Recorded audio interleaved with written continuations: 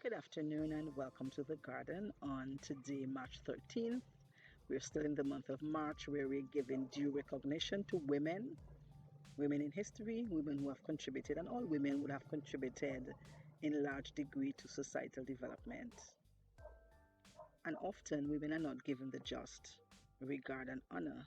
Most times we talk about people when they have died and we put the flowers and we speak very well. But today I wish to honor many women who have done well and who have impacted me in a lot of ways. So I look back and I remember my own sisters, my biological sisters, my sisters in law, my cousins, my aunties, nieces, colleagues, classmates, supervisors, even students who would have impacted me in a very positive way. And they have done what they needed to do as a woman to comfort another woman or even to encourage. But today I wish to single out two women in particular who I think deserve the highest of honors in my opinion, and they are the two most important women in my life. These women are my mother, Veronique Parilon Joseph Dinard, and my daughter, Roselle Gordon.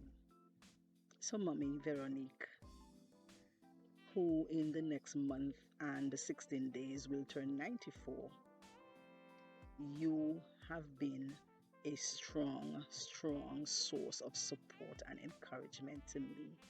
You gave birth to me at a time when in your own life there had been so much trauma and you were going through so many things, so many uncertain things, and you, in many instances, did not know where to turn. You were rejected in large degree. Uh, you were just fighting your own battles. You saw me take my first steps. You were there when I did my first talk. You encouraged me. You supported me. You took care of me. And in many instances, you were struggling yourself to keep yourself sane as a woman, as a person. Try to keep yourself together, but you were right there for me all through my primary school years when your favorite thing was go read a book. So, of course, my love for reading was further enhanced. You encouraged me to do well through secondary years and even through tertiary years. You were right there. So, I remember very clearly you being there when I was at A levels.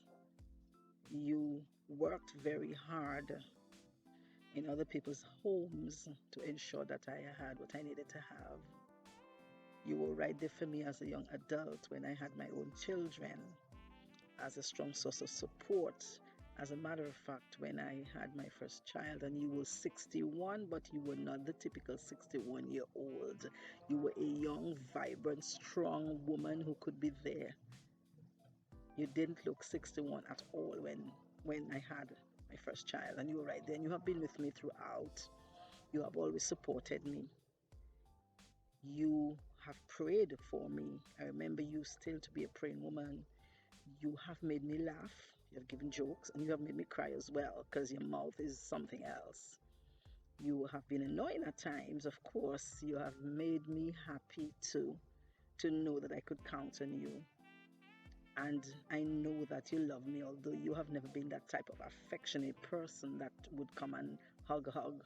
But I know that your love was there and your love is still there.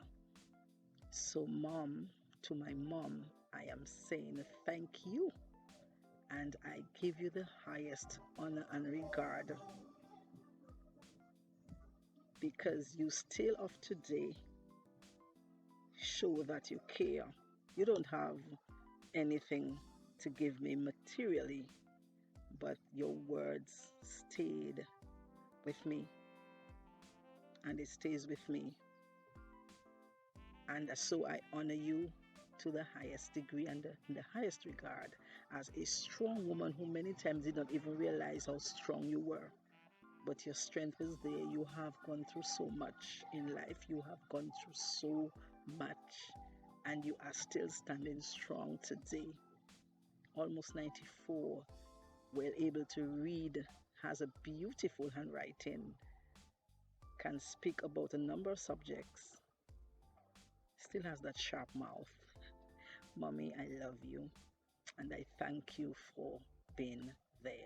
And of course, my daughter, Roselle, you, that little spicy, sharp mouth girl who sometimes becomes so impatient and thinks that you are my mom. I honor you today, girl, when I give birth to you so many years ago as a young, scared adult in a time of my life when things were so uncertain, when I faced so much rejection and so many fears, at a time when being a young teacher, unmarried, I had to go home for 6 months without pay. I had to face the wrath of the church and, of course, siblings who were discouraged and disappointed because I was pregnant. You, on that first instant when you came out with your loud mouth, I knew that you were going to be someone that had things to say. And you have been a great, great child. I watched you take your first steps, prayed with you when you were small, take you through primary school, secondary school, tertiary. I watched you grow. I watched you forge ahead, never give up. I watched you work so hard. You have reached out to so many people. You keep reaching out to people. Your heart is so warm. You're so caring. And even when people reject and let you down, you still keep being a strong source of support, even a strong source of advice to so many people. Even some of them are older than you are. You are a giving person. You have a warm heart. You've got a sharp mouth as well, because sometimes your mouth gets to me. But you have always shown that you cared for your mom. I know that I can lack nothing if you are there. And as long as you've got it, I know I will have it. I've seen you grow. I've seen you at your lowest. I've seen you come to terms with things. I've seen you try to go between jobs and did not give up. I've seen you take yourself through school, trying to juggle jobs, 2 jobs, find your own way, even when others thought that maybe that type of thing that you were studying was not the best. I've seen you work hard. You're a hard worker. You are a strong princess warrior. I bless you, I bless you, I bless you, my child. You are a woman, a strong woman, and so I give you today the highest regard and honor that is due to you, Roselle Gordon, my warrior princess, my first fruit. You are a great woman. So, Veronique and Roselle, you both are the 2 women that hold my heart so dearly. You are strong, phenomenal women whose mouths speak when they need to, and even sometimes when they may not need to. I love you dearly. I love you dearly. You have impacted so many of us. You deserve all the honor and all the respect that is due. You may not have titles to your names as given by society, but to me, you hold the highest honor and you are queens. So wear your crowns proudly. I love you both.